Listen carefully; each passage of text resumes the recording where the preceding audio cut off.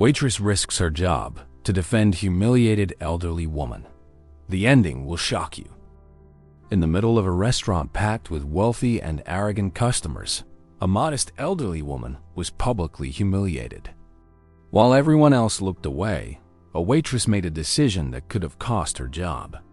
What seemed like nothing more than a simple act of kindness turned into something far greater, leading to a twist no one could have ever imagined. Subscribe to our channel, hit the like button, and let us know in the comments where you're watching from. The Gilded Spoon, nestled in the heart of Chicago's Magnificent Mile, buzzed with voices carefully trained to sound important. It was lunchtime, and every table was occupied by executives in tailored suits, women with sparkling jewelry, and young heirs learning how to carry themselves as if the world revolved around them. The entire atmosphere glowed with an artificial shine. Mirrored walls reflected glasses raised in rehearsed toasts. Waiters moved with clockwork precision, and conversations clashed, each trying to sound more impressive than the last. In the midst of it all, Nora Bennett balanced a tray of steaming plates, her starched uniform sticking to her back from the heat of the kitchen, her mind trained to remember orders without notes. She was young, hardworking, and carried not only meals, but the constant fear that one mistake could cost her the little she had. The manager, Mr. Albright, stalked the floor like a drill sergeant, eyes sharp, ready to turn the smallest slip into a public scolding. The glass doors spun open, and suddenly the rhythm of the room shifted. An elderly woman with white hair walked in slowly, her short, uncertain steps clashing against the elegant urgency around her. She wore plain clothes with no famous labels, and clutched to her chest a small, worn-out book so fragile it looked ready to fall apart in her hands. The moment she appeared, the noise dimmed. Patrons who had been laughing seconds before turned toward the intruder, their gazes dripping with disguised contempt, heads tilted as if a flaw had cracked the perfect setting. Some whispered, others wrinkled their noses, and a wave of judgment rippled across the dining room. The sparkle of the decor was overshadowed by the cold weight of prejudice, the kind that sees only appearances and forgets the human being standing in front of them. Nora, halfway between the tables, paused with a pang in her chest. She couldn't explain that Mr. Albright was the first to act. He dropped the clipboard he pretended to review and crossed the room with brisk steps. The smile he had been flashing at customers vanished instantly, replaced by a harsh mask of impatience and authority. He intercepted the woman before she could take more than 2 steps beyond the entrance, raising his hand like an invisible barrier. "What do you think you're doing here?" he demanded, his voice booming loudly enough for everyone to hear. The elderly woman tried to reply, but her words came out faint, suffocated by discomfort. She gripped the book even tighter, as if it were her only anchor. Albright didn't wait. He simply pointed at the door, like signaling an emergency exit. The message was clear. There was no place for her in a world where only money bought dignity. Nora's heart raced. Instinct told her to stay quiet, to obey the unwritten rule that staff must remain invisible in the face of management decisions. But something in the woman's eyes reminded her of people she had known, eyes worn by hardship, yet still holding on to something precious. The tray balanced in her hands suddenly felt heavier. She set it on the sideboard and drew a deep breath. Her legs trembled as she walked toward the manager and the elderly woman, her voice caught in her throat. "Sir, I can take care of this," she said softly but firmly. Albright turned to her with fury in his eyes, stunned by the audacity. Ignoring him, Nora leaned toward the woman. "There's a table open by the window. Please, sit down. I'll bring you some water and something to eat." The entire dining room froze for an instant. Such a simple act had turned into defiance in front of a crowd. Mr. Albright stepped closer, his face flushed red, restraining himself only to avoid a scandal. The woman, in contrast, lifted the book and extended it to Nora with trembling hands. "Thank you, my dear. People like you are rare. Keep this book. It's all I have."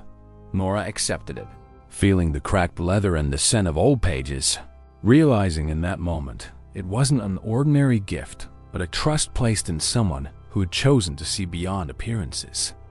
The woman walked to the table by the window and sat down slowly, as if she had finally found a safe corner.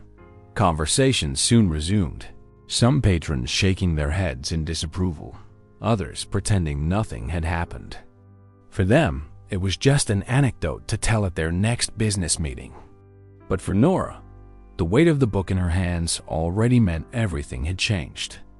She knew the manager would never forgive her for standing up to him. Yet, when she saw the elderly woman smile faintly at a simple glass of water, a quiet strength grew within her. The gesture, so small in the eyes of others, carried a meaning she couldn't ignore. From across the room, Martha Collins, the senior waitress, had watched the scene unfold.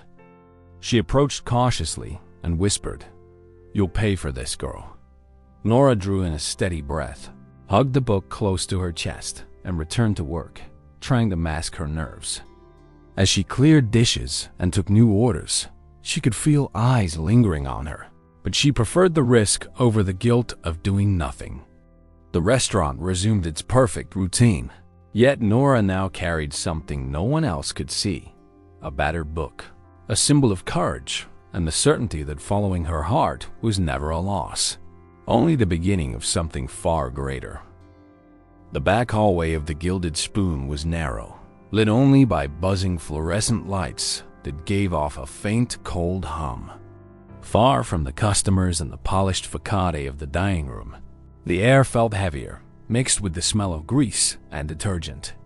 Nora had been summoned by Mr. Albright right after finishing service at a table, and the tone of his voice left no room for doubt. It was an order. She walked toward the office door with her heart racing, still feeling the weight of the small book tucked into her apron pocket. When she stepped inside, she found the manager standing with his arms crossed, forehead furrowed, eyes filled with rage. He didn't speak right away, choosing instead to stretch out the silence, amplifying the discomfort. His fingers drummed on the polished wooden desk, each tap like a countdown to the explosion that was about to erupt. Nora kept her head high, trying to look composed, though inside every muscle quivered with anxiety. Albright began to speak slowly, his tone swinging between accusation and threat. He told Nora she had embarrassed the restaurant in front of important clients, that she had caused an unnecessary scene and broken the code of conduct all employees were expected to follow. His words were sharp, carefully chosen to wound. He repeated that it must never happen again, warning that if she ever dared to defy an order again, he wouldn't hesitate to fire her without explanation. Nora drew a deep breath and tried to defend herself, saying she only wanted to offer water to a tired woman, but the manager cut her off before she could finish. To him, it didn't matter who walked in, only the restaurant's image mattered, and any display of compassion that disrupted the polished facade would be treated as a grave offense. His eyes held no empathy, only the cold satisfaction of someone convinced he had crushed another person's courage. When Nora left the office, her legs felt weak, and she leaned against the hallway wall for a moment. Her heart was still pounding, and she knew this persecution wouldn't end there. In the staff room, she found Martha adjusting her apron. The older waitress, with years of experience in that place, gave her a worried look and whispered that she had gone too far. She explained she had seen other employees try to defend someone humiliated by Albright, and every one of them ended up fired. She recalled a young waiter named Peter who had once spoken up. Albright accused him of incompetence and blacklisted him across the city by spreading lies, claiming he was lazy and dishonest. Peter never worked in a restaurant again. Martha urged Nora to stay quiet, to avoid drawing attention, to pretend she saw nothing. Her voice carried the weight of fear, not cruelty. Nora listened, but inside she felt a stubborn resistance growing. She didn't regret what she had done, even knowing the price would be high. In the days that followed, the persecution became obvious. Albright rearranged the shift schedule to punish her. He gave her the longest nights, forcing her to close the restaurant late and return early the next morning with barely any rest. He also stripped her of the prime tables at the front of the dining room, the ones with generous tips, and assigned her only to the back near the kitchen and restrooms, where customers rarely left more than spare change. Each move was calculated to wear her down little by little, to push her into quitting on her own. Nora, however, endured in silence, even when her body cried out for rest. She went home exhausted, but always placed a small book on her nightstand, treating it as a reminder that she wasn't alone. Her coworkers, sensing the tension, began to distance themselves. Some avoided even making eye contact with her, afraid that being seen near Nora would draw Albright's wrath. Others pretended not to notice when the manager spoke to her with disdain. The isolation was nearly complete, and Nora felt it as a second punishment. Only Martha, every now and then, would let a glance of pity slip, but she never spoke of it aloud again. The fear of the manager outweighed any sense of solidarity. Still, Nora carried on with her routine, serving customers with the same care, responding to orders with professionalism. When exhaustion threatened to overtake her, she slipped her hand into her pocket to touch the book, as if the worn object could return a piece of the strength the day had drained from her. The dining room, once just a workplace, had turned into a silent arena where Nora fought injustice with invisible weapons: patience, composure, and dignity. The manager, pleased with his campaign, believed it was only a matter of time before she resigned. But Nora had no intention of surrendering. Each night before sleeping, she opened the book, even if she couldn't always make sense of the faded handwritten notes across its pages. Some lines were smudged by time, yet every letter felt like advice left there for a reason. She couldn't be sure whether the woman had given her the book by chance or by design, but she felt certain it carried a message to keep going. And so, amid poorly placed tables, punishing shifts, and contemptuous stares, Nora began to discover that her greatest strength was simply remaining on her feet when everyone expected her to fall. Saturday night brought the Gilded Spoon its usual glow of influential clients. Executives sealed deals over glasses of wine, couples flaunted expensive clothes, and the discreet orchestra filled the air with soft music.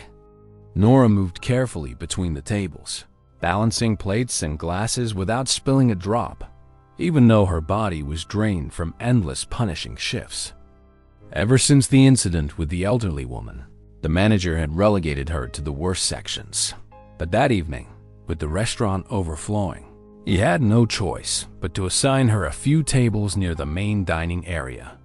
It was a chance to prove her professionalism, but also the perfect setup for Mr. Albright to stage something against her.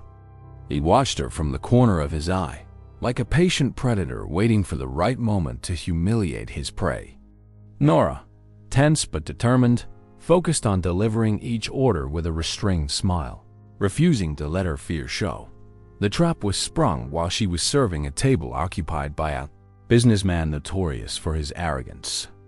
Albright leaned down to the man in an exaggerated show of camaraderie and, in a voice loud enough for nearby tables to hear, remarked that the new waitress still confused the restaurant with a charity shelter.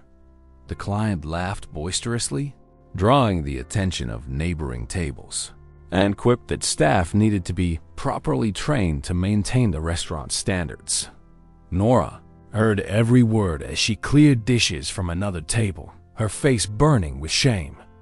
Eyes turned toward her, some disdainful, others merely curious, but all of them made her feel exposed. Swallowing the lump in her throat, she continued working without defending herself, knowing that any reaction would only feed the humiliation. The dining room returned to its chatter, but to her, the music and voices now sounded muffled, far away. At the end of the shift, as customers began to leave, Albright summoned Nora to his office. His tone was formal, almost polite, but his eyes betrayed his real intention: to strip her of whatever dignity she had left. As soon as the door closed, he slapped a receipt on the desk and announced that a serious complaint had been filed. A customer accused Nora of stealing $100 from his wallet after clearing the table. Nora froze, her breath catching in her throat. She immediately denied it, her voice trembling, but the manager cut her off. He repeated that the evidence was sufficient and that he could call the police at any moment. The lie hit her like a physical blow. Her palms were sweaty, her heart raced, and the thought of being falsely accused filled her with despair. The old book tucked into her apron pocket felt distant, powerless to shield her from what was happening. Albright, relishing her distress, picked up the desk phone and began to dial, slowly, savoring each second of her torment. He said the police would be here soon and that a criminal record would destroy any chance of a future in hospitality.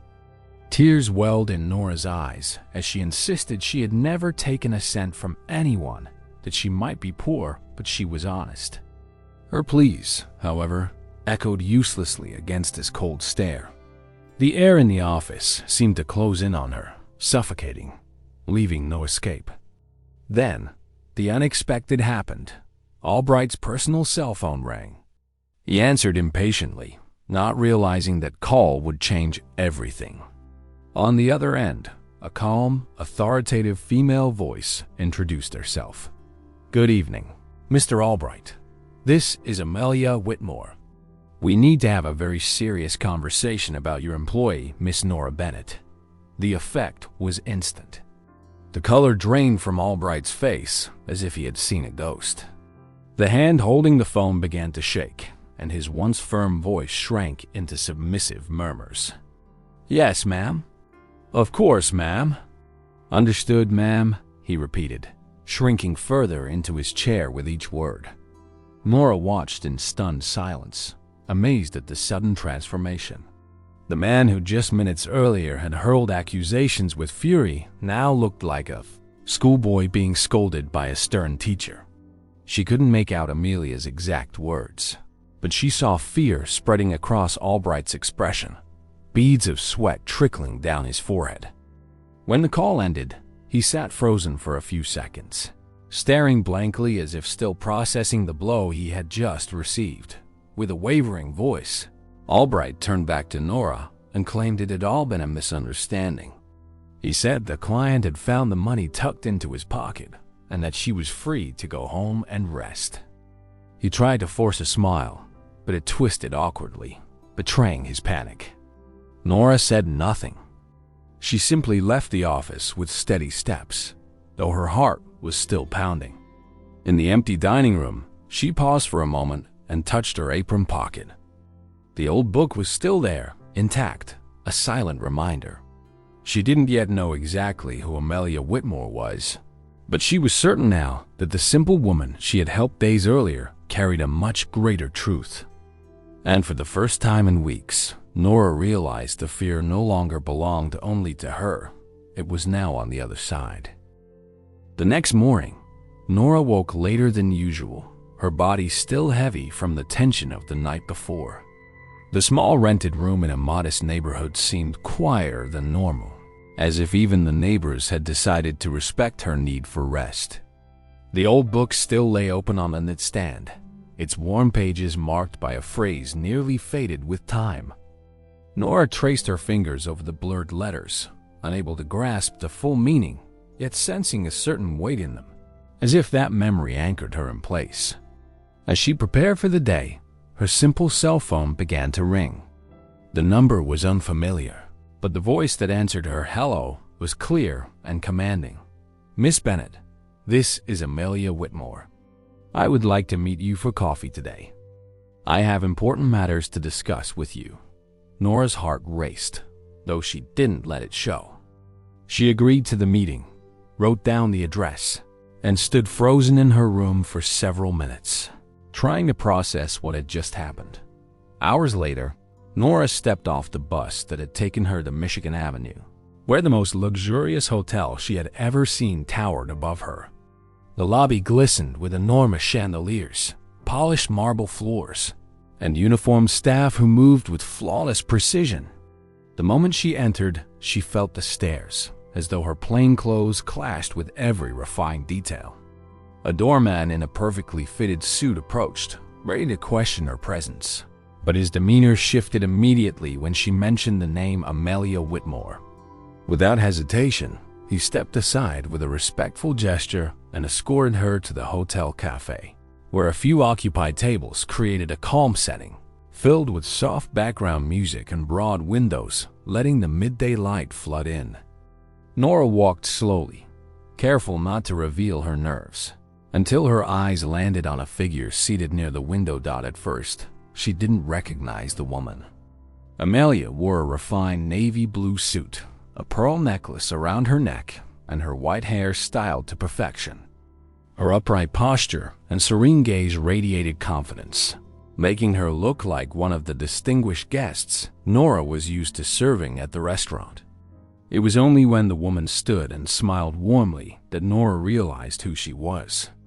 The image of the frail old woman in simple clothes, clutching a worn book, blurred into that of a poised figure surrounded by respect and admiration, leaving Nora momentarily speechless.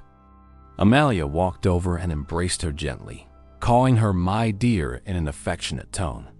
Nora stood stiff for a moment, struggling to understand how the same woman who had seemed so vulnerable days earlier now appeared as someone of undeniable presence and authority. They sat down, and even before the waiter brought their drinks, Amelia began to speak.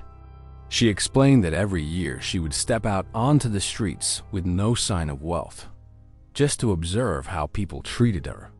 She confessed that wealth often came with loneliness, that many people around her approached her only out of self-interest.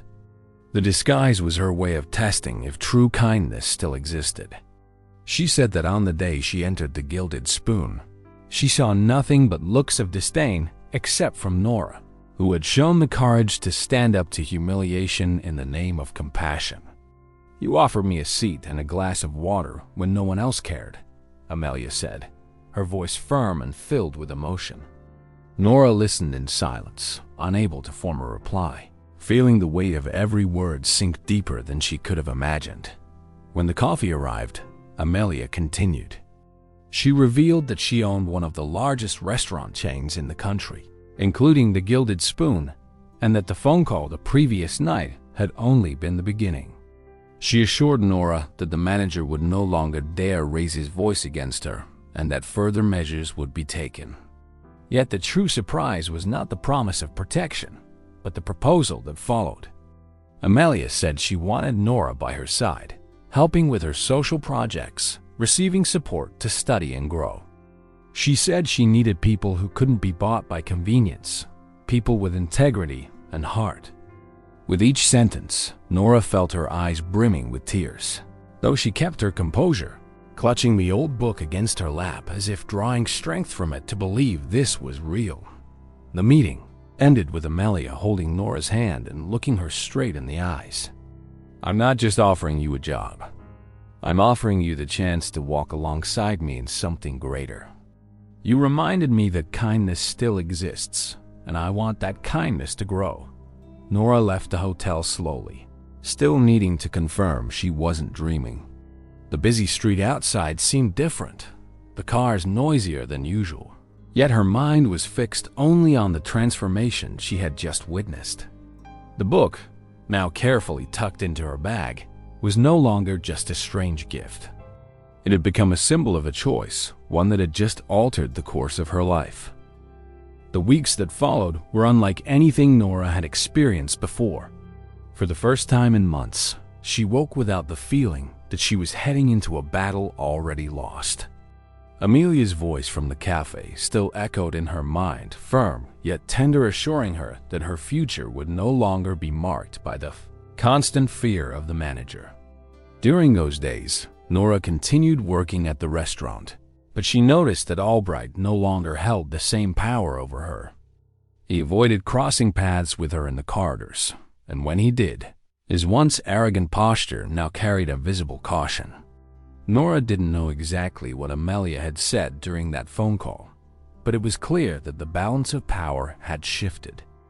Still, she kept her discipline, going about her duties quietly, waiting patiently for whatever came next. Then came the unexpected news. Amelia had reserved the entire gilded spoon for a special dinner and had included Nora's name on the guest list. The day of the event turned the restaurant into a whirlwind of preparations. Albright, gripped by the urgency to impress, demanded perfection in every detail. He inspected table linens as if searching for invisible flaws, ordered cutlery to be polished again even though it already gleamed, and sent dishes back to the kitchen to be redone simply because the swirl of sauce wasn't symmetrical enough. The exhausted staff moved at a frantic pace, knowing any slip would be punished with shouting. Nora watched from the sidelines, helping where she was asked, yet feeling for the first time that she no longer belonged to that machinery of fear. There was a new distance, as if she were completing a cycle that was already closing. Martha, the veteran waitress, whispered that she had never seen Albright so nervous, and that alone gave Nora certainty that something monumental was about to happen. That evening, the restaurant lights seemed brighter than ever, as though every bulb had been replaced. The orchestra tuned its instruments, and the waiters lined up in formation, awaiting orders. At exactly 8 o'clock, the front doors opened as a black car pulled up to the entrance. Nora stepped out first, wearing a simple yet elegant dress that Amelia had chosen especially for the occasion. Her shoes gleamed under the entry lights, and her delicately styled hair revealed a new version of herself. Behind her, Amelia followed with steady steps, draped in a long silk gown, her pearl necklace shimmering under the golden lights. Silence swept through the dining room as the two women crossed the threshold. Regular clients, used to treating Nora as an invisible waitress, now stared in shock, unable to comprehend the transformation. Mr. Albright, who had been pacing the room checking every detail, froze. The forced smile he had been flashing at guests vanished instantly, replaced by a look of pure dread. His face drained of color, and his breath quickened, as though he had seen a ghost. He recognized Amelia at once, the old woman he had tried to expel, and his entire body stiffened when he realized that not only had she returned, but she was entering as the guest of honor. At her side walked Nora, the employee he had humiliated and falsely accused, now carrying herself with dignity and being met with looks of respect. The manager tried to compose himself, forcing a nervous smile as he approached, but with each step, he seemed weaker, like a man on the verge of collapse. The entire dining room watched in absolute silence. Nora walked beside Amelia to the table reserved at the center, feeling the weight of every gaze. There was no fear in her steps now, only resolve. Once seated, Amelia gave a subtle gesture, signaling for Martha to serve them. The choice was deliberate. In front of everyone, the most overlooked employee in the house was being elevated to a position of trust by the woman who owned the empire. Martha's face lit up with a mixture of surprise and gratitude as she approached with steady hands, pouring water and wine as if it were the most important service of her career. Meanwhile, Albright stood at a distance, unsure whether to approach or disappear, reduced for the first time in his career to the role of a powerless onlooker. The dinner unfolded with the calm authority that only Amelia could command. She spoke with Nora about light-hearted topics, complimented the arrangement of the glassware, and remarked on the aroma of the dishes all loud enough for the staff to hear. Every word was not just kindness, but a message. Each sentence reinforced the reversal of roles. The waitress was now a guest. The scorned customer was now the central figure, and the once arrogant manager stood on the sidelines, his forehead damp with sweat. Watching it all, Nora didn't need explanations or grand speeches. The old book, tucked carefully in her bag, pressed against the fabric like a quiet reminder that small acts of kindness could indeed spark great change. Silence filled the dining room as Amelia calmly set her glass back on the table. The soft chime of crystal against porcelain echoed like a signal, and every gaze shifted toward her. Nora remained attentive, seated beside the older woman, her eyes fixed on the unfolding scene. The manager stood frozen near the kitchen entrance, as if waiting for a sentence to be passed. Amelia rose, her elegant gown flowing in flawless lines to the floor. She walked slowly to the center of the room, where every employee and every customer held their breath. Her voice rang out, firm and clear, carrying to every corner of the restaurant. A few weeks ago, I walked in here dressed simply, with nothing but a book in my hands. I was treated as though I were invisible, as if my age and appearance made me unworthy of this place. But there was one person who did not bow to that arrogance. Someone who saw a human being where others saw only disdain. Her words struck Albright like blows. He tried to smile, to speak, but no sound came out. Amelia turned to Nora and extended her hand, inviting her to stand. Nora obeyed, her legs trembling but her heart steady. This young woman, Amelia continued, defended me when there was nothing for her to gain. She risked the little she had to protect someone she believed was vulnerable. Today, I want everyone here to know that this is exactly the kind of character that changes the world. The dining room stayed silent, broken only by the clinking of cutlery in the nervous hands of diners. From the corner, Martha wept softly, tears sliding down her face as she watched her colleague finally receive recognition in front of them all. Amelia then turned to the manager. The coldness in her gaze seemed to cut through him. Mr. Albright, your mask has fallen. You didn't just humiliate a customer, you embodied everything a restaurant should reject: prejudice, arrogance, and cowardice. You failed not only as a manager, but as a human being. He collapsed to his knees, his face pale and slick with sweat, begging for forgiveness. I didn't know who you were. I didn't know your power, he stammered. Amelia raised her hand, silencing him. That is exactly the problem. You only respect those you consider powerful. And a man like that cannot remain in charge of people. The judgment was clear and final. With a simple gesture, Amelia summoned 2 security guards who had been waiting quietly in the back, and they escorted him out through the rear door. As the disgraced manager was led away, Amelia turned back to the staff. The employees stood tense, unsure if they too would face reprimand. Nora saw the fear etched into their faces and stepped forward, finding her voice. Amelia smiled as she watched her speak. I believe everyone deserves a chance to begin again, Nora said, addressing her co-workers. If we work with respect and dedication, this place can become something different, something we can all be proud of. Her calm, steady tone brought immediate relief. Some waiters sighed, others exchanged timid glances, but all of them felt that a new beginning was at hand. Amelia then made the announcement that would forever change the restaurant's fate. From this day forward, this establishment will have new leadership. Nora will be the general manager.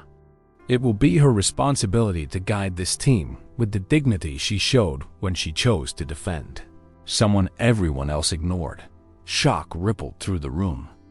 Nora raised her hands to her face, unable to believe it. Martha rushed to her, hugging her tightly and repeating, "You deserve this. You deserve this." The staff, once paralyzed by fear, now began to smile through tears, as if they had been given a new life. Amelia watched with tenderness, satisfied to see the seed of change finally blossom. In the days that followed, the Gilded Spoon underwent profound transformation. The walls were redecorated, the menu revised, and the way both clients and employees were treated completely redefined. Amelia christened the space with a new name, the Haven, a refuge not only for refined palates, but for forgotten human values. Part of the profits would be dedicated to programs supporting elderly people without families, a cause close to her heart. Nora, now at the helm, poured herself into the role, always supported by Martha, who became her deputy. The atmosphere of fear vanished, replaced by laughter and collective pride. Customers returned, not only for the food, but for the story the restaurant now carried. And so, in the very place where humiliation had once reigned, a symbol of kindness and renewal was born. The end. So, what did you think of this story? Don't forget to like the video and subscribe to the channel to keep enjoying stories like this one. See you next time.